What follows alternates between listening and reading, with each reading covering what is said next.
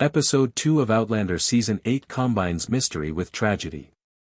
I was certain that the series wouldn't have time for some of the Outlander novel plotlines, and there are always others that we would prefer to see overlooked or forgotten. We are reminded of the tragedy that may strike anyone at home when one of those narratives appears in Outlander Season 8 Episode 2. Simultaneously, we are thrust into a mystery that will undoubtedly carry us through the season and allow us to spend more time with William. A warning about the risks at home. Claire and Jamie have had their share of issues, and the threats typically materialize on the journey or in combat.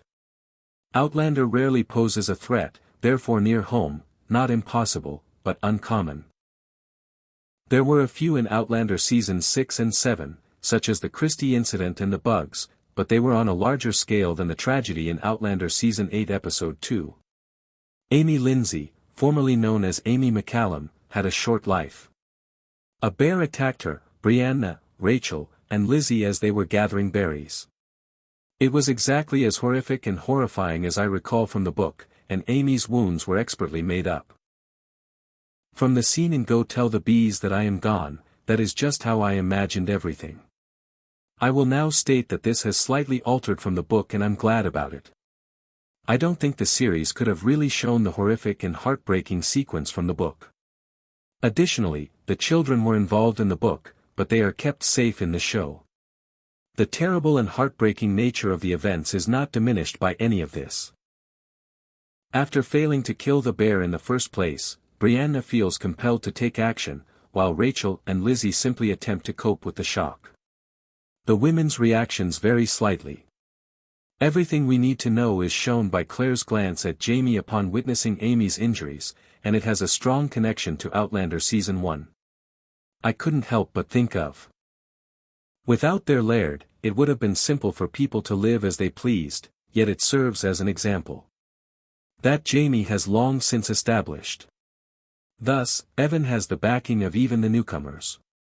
However, I must admit that Captain Cunningham's speech seemed a little dubious.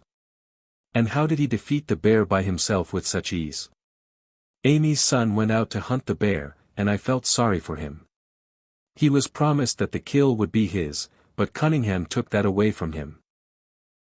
He didn't get the opportunity to exact revenge for the death of his mother, not that there is much avenging when it comes to wild creatures. Elspeth Cunningham was brought back into the narrative by this entire plot, and it seems as though she has changed drastically since we last saw her in an episode. Additionally, it is inherent in the texts. I'm impressed that the show managed to convey the understanding and respect that Amy's death brought between Claire and Elspeth in just 2 brief sequences. Frank's ghost remains. There were doubts about Tobias Menzies' comeback prior to the start of Outlander Season 8. Despite his repeated claims that he hadn't been invited back, his name appeared in the opening credits. Naturally, that made me wonder if we will experience a flashback or some kind of figment of him now that Jamie is aware of his appearance. It's his voice instead. I suppose Jamie can give the character a voice now that he has given it a face. Black Jack Randall's voice becomes Frank's as he will never forget it. There is Frank's ghost, almost mocking Jamie about death and the future. Everyone initially wants to think that there might be another James Fraser in the backcountry who will perish at King's Mountain. That's what Roger suggests, and it makes the greatest sense. Over the years, there were hundreds of James Frasers. And none of them would have stayed in Scotland.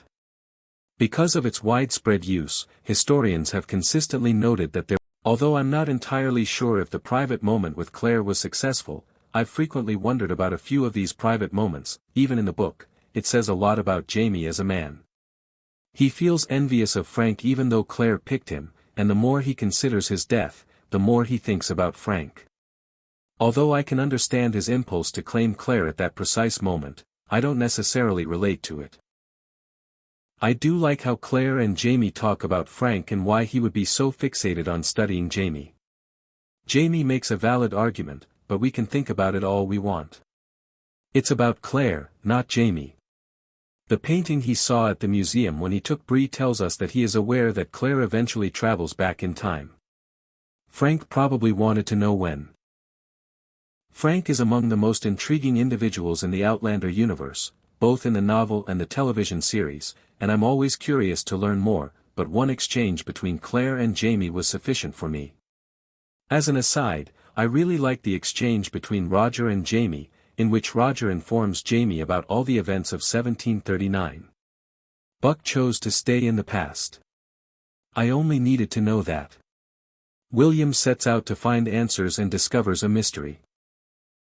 The plot of Outlander Season 8 Episode 2 is introduced with a charming flashback. Benjamin Gray, who had received a commission, is shown with his cousin William and younger brother Henry. William gives Ben a little army man in this figure, and you could tell right away that it would come up later. I'm not sure if I should include Henry and Mercy's wedding. I understand why William was brought to Henry, but it wasn't necessary. I suppose I didn't really care because we didn't spend much time together during Outlander Season 7, and it wasn't necessary for Henry to learn that his brother had passed away at his own wedding. I also have to wonder why John didn't inform Henry before to all of this. The entire scenario